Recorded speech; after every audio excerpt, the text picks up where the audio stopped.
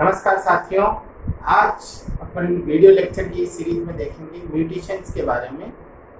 इस दौरान अपन 2-3 लेक्चर्स में देखेंगे म्यूटेशंस, उनके प्रकार, structural mutation in chromosome, numerical changes in chromosome और जीन म्यूटेशन के बारे में। तो सबसे पहले आज की क्लास में अपन देखेंगे स्ट्रक्चरल चेंजेस इन क्रोमोसोम्स यानी क्रोमोसोम एबरेशन। सबसे पहले अपन देखते हैं व्हाट इज म्यूटेशन। तो म्यूटेशन क्या है? The sudden changes which are heritable known as mutation. जीवों में होने वाले आकस्मिक परिवर्तन जो वंशागत होते हैं, वंशागत होना जरूरी है, वो म्यूटेशंस कहलाते हैं। म्यूटेशंस के बारे में सबसे पहले ह्यूगो डी ग्रीच नामक वैज्ञानिक ने शब्द दिया था और प्रयोग किए थे। इसने म्यूटेशन थ्योरी नामक बुक लिखी थी और म्यूटेशन थ्योरी दी। इसने अपने प्रयोग ओइनोथेरा लामार्कियाना यानी इवनिंग प्रिमरोज के ऊपर इसने अपने प्रयोग किए थे। अब देखते हैं म्यूटेशन। म्यूटेशन साथियों एक बहुत बड़ा शब्द है। म्यूटेशन को मोटे तौर पर अपन 3 पार्ट में डिवाइड कर सकते हैं। सबसे पहले स्ट्रक्चरल चेंजेस इन क्रोमोसोम, जो गुणसूत्र होते हैं उनके अंदर संरचनात्मक परिवर्तन। हर जीव में गुणसूत्रों की संख्या निश्चित होती है और हर गुणसूत्र के ऊपर जीन्स का विन्यास निश्चित होता है। तो अगर ये गुणसूत्रों के ऊपर जीन्स का विन्यास चेंज हो जाता है तो ये स्ट्रक्चरल चेंजेस कहलाता है। ये 4 प्रकार का होगा, इसको डिटेल देखेंगे। दूसरा होता है numerical changes in chromosome.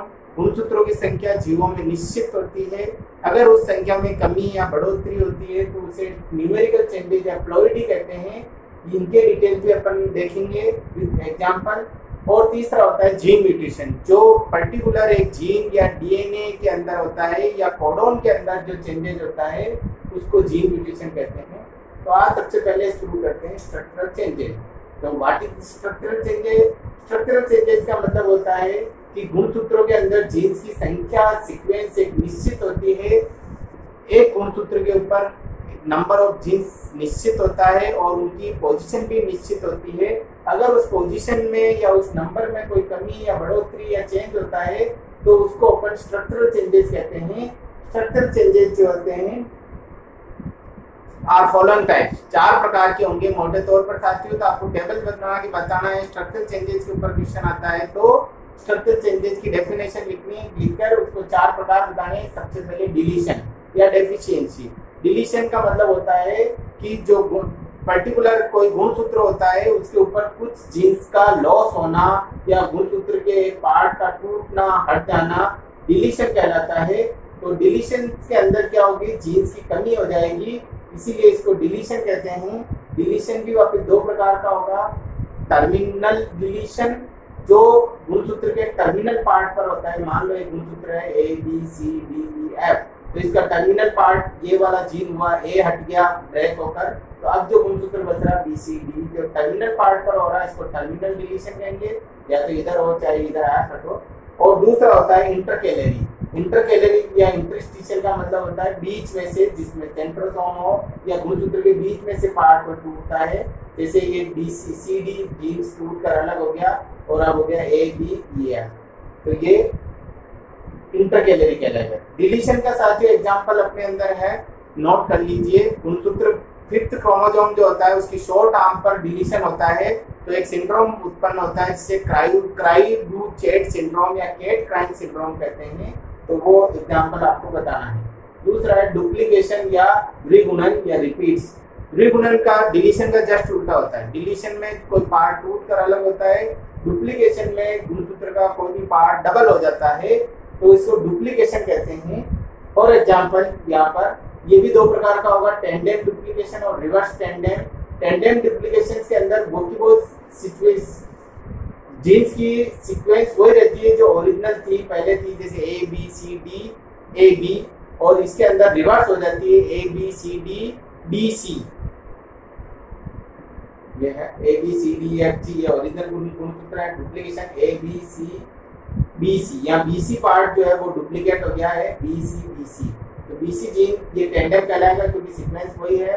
Reverse tandem में BC हो जाएगी ABC और CB हो जाएगा, और ये टर्मिनल टेंडेम होगा ABABC। तो इस प्रकार ये होगा। तीसरा है इन्वर्शन।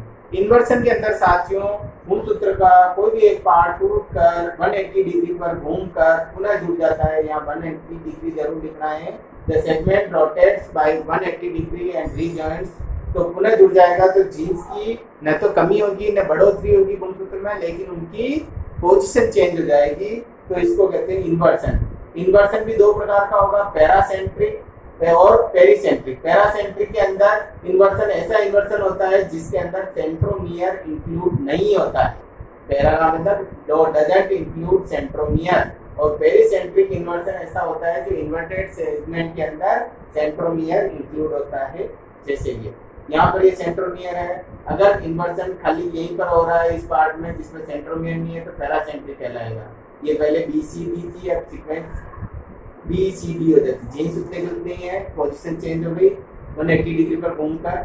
अब इस पेरिसेंट्रिक के अंदर ये पार्ट भी इसमें आएगा, शामिल होगा, तो ये पार्ट अगर शामिल हो रहा है तो पेरिसेंट्रिक कहलाएगा।